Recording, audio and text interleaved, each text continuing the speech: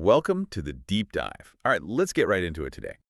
We are ripping open the whole situation at Manchester United. Yep. Specifically, we're looking at the manager, Ruben Amorim, and this huge tension between, developing youth and just getting results. Now, With the January window open, that tension is everything, isn't it? it is. So for you, the question is simple.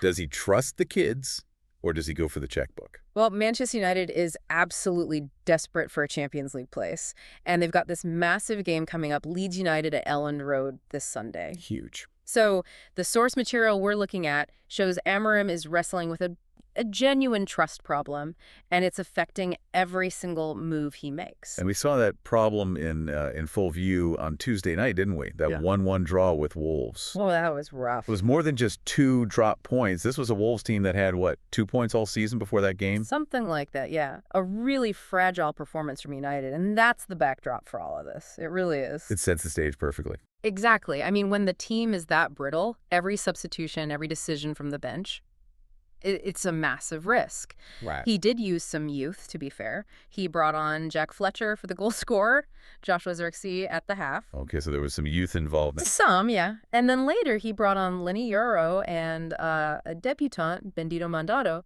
So he's willing, but it's very selective. So that's who he did use. But the really critical point here, and what our sources picked up on, is who he deliberately avoided.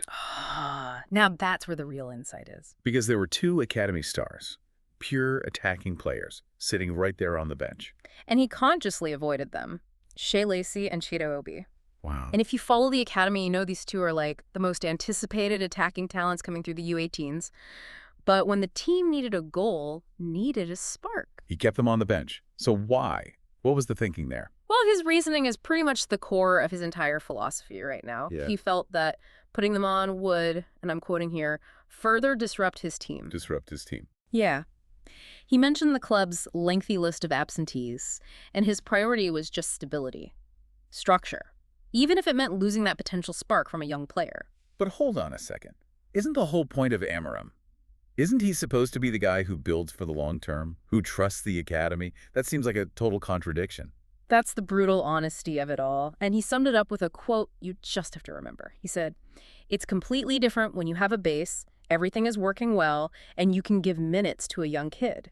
So he's saying he doesn't have that base. He's openly admitting it. He says the team is expected to struggle in certain aspects. So no stable base means youth becomes, well, it becomes a liability. Which puts that Champions League chase in a completely different light. If the squad is too fragile for the kids, his only real path to get that top 4 spot is The transfer market. it has to be making immediate, high-impact signings this January. Precisely. And this isn't just a theory, it's having real-world consequences. Our sources are clear on this. That lack of trust, it's already cost them. One of their top young players has already chosen to leave Old Trafford during Amorim's time there. Because when the manager says results come before development, well, ambitious kids are going to look elsewhere for minutes. So that really just sums it all up then.